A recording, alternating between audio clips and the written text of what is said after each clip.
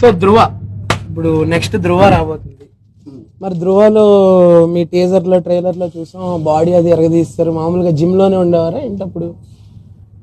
అంటే బైసెప్ అది కొంచెం మరీ హ్యాండ్ సైజ్ లోకి వచ్చేస్తుంది. బై మిస్టేక్ పెరిగింది, నేనేం చేయలేదు. By mistake. సరే సార్, ఫైనల్ గా ఒక క్వశ్చన్ అడుగుతాను.